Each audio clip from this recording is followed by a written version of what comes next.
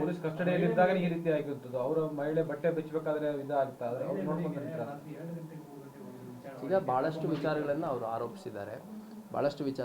ಆರೋಪಿಸಿದ್ದಾರೆ. ಅದನ್ನೆಲ್ಲ ಅವರು ಲಿಖಿತ ರೂಪದಲ್ಲಿ ಕೊಟ್ಟರೆ ನಾನೊಂದು ಸಮಗ್ರ ವಿಚಾರಣೆಯನ್ನು ಮಾಡಲಿಕ್ಕೆ ಸಾಧ್ಯ ಆಗುತ್ತೆ. ಹಾಗಾಗಿ ನಾನು ಪ್ರತಿಭಟನಾಕಾರರಿಗೆ ಭಾಳ ಸ್ಪಷ್ಟವಾಗಿ ಹೇಳಿದ್ದೇನೆ, ಏನು 1ನೇ ತಾರೀಕು ಘಟನೆ ನಡೀತು, ಅದ್ರ ಮೇಲೆ ಅವ್ರದ್ದು ಏನಾದರೂ ಫಿರ್ಯಾದಿಗಳಿದ್ದರೆ ಕೊಡಲಿ, ಅದನ್ನು ನಾವು ತನಿಖೆ ಮಾಡ್ತೀವಿ ಅನ್ನೋಂಥದ್ದು ಒಂದು.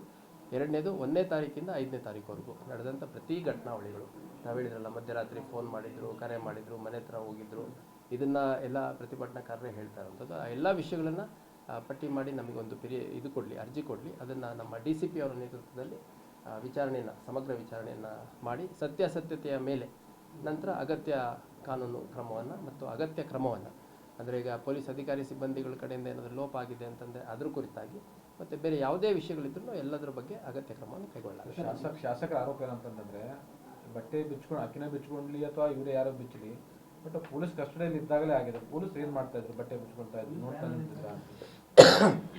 ಈಗ ಅದನ್ನು ಕೂಡ ನಾವು ಈಗ ವಿಚಾರಣೆ ಮಾಡಬೇಕಾಗತ್ತೆ. ಈಗ ಆಕೆ ವಶಕ್ಕೆ ತೊಗೊಂಡಂಥ ಸಂದರ್ಭದಲ್ಲಿ ಆಕೆ ಜೊತೆಗೆ ಇನ್ನೂ ಕೆಲವರನ್ನ ವಶಕ್ಕೆ ತೊಗೊಂಡಿರುವಂಥದ್ದು ಗಾಡಿಯಲ್ಲಿ ಕಾಣುತ್ತೆ. ಇನ್ನೂ ಒಬ್ಬರಿಬ್ಬರು ಲೇಡೀಸ್ ಇದ್ದಾರೆ. ಒಬ್ಬ ಮೇಲ್ ಮೆಂಬರ್ನ ಗಾಡಿ ಹಚ್ಚೋದು ಕಾಣುತ್ತೆ ಆ ವಿಡಿಯೋದಲ್ಲಿ. ಆ ಪೊಲೀಸ್ ಕಸ್ಟಡಿಯಲ್ಲಿ ಇದ್ದಂಥ ಸಂದರ್ಭದಲ್ಲಿ ಯಾರು ಆ ವಿಡಿಯೋ ಮಾಡಿದರು, ಆ ವಿಡಿಯೋ ಮಾಡಿದ ಮೇಲೆ ಯಾರು ಅದನ್ನು ಸರ್ಕ್ಯುಲೇಟ್ ಮಾಡಿದರು, ಅದು ಸೇರಿದಂತೆ ಪ್ರತಿಯೊಂದು ವಿಷಯವನ್ನು ಕೂಡ ಒಂದು ಸಮಗ್ರ ವಿಚಾರಣೆಯನ್ನು ಮಾಡಲಾಗುತ್ತೆ. ಸರ್, ವಿಚಾರಣಾ ವರದಿ ಎಷ್ಟು ದಿನ ಕೊಡಬೇಕು? ಅಲ್ಲ, ನಾನು DCP ಅವ್ರಿಗೆ ಈಗಾಗಲೇ ಆದೇಶ ಮಾಡಿದ್ದೀನಿ, DCP ಲಾ ಆ್ಯಂಡ್ ಆರ್ಡರ್ಗೆ. ಅವರು ಈಗಷ್ಟೇ ಇಮಿಡಿಯೇಟಾಗಿ ಮಾಡ್ತಾರೆ. ಮಾಡಿದಂಥ ಸಂದರ್ಭದಲ್ಲಿ ಏನು ಸತ್ಯಾಸತ್ಯತೆ ಬರುತ್ತೆ ಅದ್ರ ಮೇಲೆ ಅಲ್ಲ, ವಿಚಾರಣೆ ಮುಗಿಬೇಕಲ್ಲ. ಇಷ್ಟೇ ದಿನದ ಗಡುವು ಕೊಡೋದು ಕಷ್ಟ ಆಗುತ್ತೆ.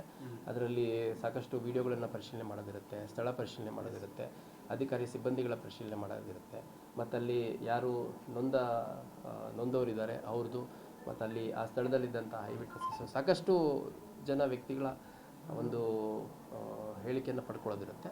ಅದಾದಮೇಲೆ ಅವರು ಏನು ಅಭಿಪ್ರಾಯ ಕೊಡ್ತಾರೆ ಅದರ ಬೇಸಿಸ್ ಮೇಲೆ ಅಗತ್ಯ ಕ್ರಮವನ್ನು ಕೈಗೊಳ್ಳಲಾಗುತ್ತೆ. ಮತ್ತು ಇದರಲ್ಲಿ ಅತ್ಯಂತ ಪಾರದರ್ಶಕವಾದಂಥ ತನಿಖೆ ಆಗುತ್ತೆ, ಅತ್ಯಂತ ಪಾರದರ್ಶಕವಾದ ವಿಚಾರಣೆ ಆಗುತ್ತೆ. ಯಾರಿಗೂ ಅನಗತ್ಯವಾಗಿ ತೊಂದರೆ ಕೊಡುವಂಥದ್ದಾಗಲಿ, ಯಾರನ್ನೂ ಅನಗತ್ಯವಾಗಿ ಸೇವ್ ಮಾಡುವಂಥದ್ದಾಗಲಿ ಆಗಲ್ಲ. ಅತ್ಯಂತ ಪ್ರಾಮಾಣಿಕ ಮತ್ತು ಪಾರದರ್ಶಕ ತನಿಖೆ ಮತ್ತು ವಿಚಾರಣೆ ಮಾಡಲಾಗುತ್ತೆ. ಸರಿ, ಪ್ರತಿಭಟನಾಕಾರರಿಗೆ ಏನು ಹೇಳ್ತೀರಿ ಸರ್? ಪ್ರತಿಭಟನೆ ಮುಂದುವರಿಸ್ತಾ ಇರ್ತಾರೆ, ಅವ್ರು ಏನು ಮನವೊಲಿಸ್ತಾರೋ ಏನು?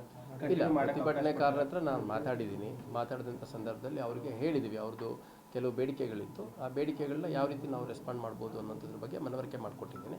ಇನ್ನು ಅವ್ರ ಅಡ್ವೊಕೇಟು ಮತ್ತು ಅವ್ರು ಕೆಲವು ಮುಖಂಡರು ಬರಬೇಕು ಅಂತ ವೆಯ್ಟ್ ಮಾಡ್ತಿದ್ದಾರೆ. ಅವ್ರು ಬಂದಮೇಲೆ ಅವರೇನು ಕ್ರಮ ಕೈಗೊಳ್ಳಬೇಕು ಅಂತಿದ್ದಾರೆ ಅದನ್ನು ಅವ್ರು ನಿರ್ಧರಿಸ್ತಾರೆ.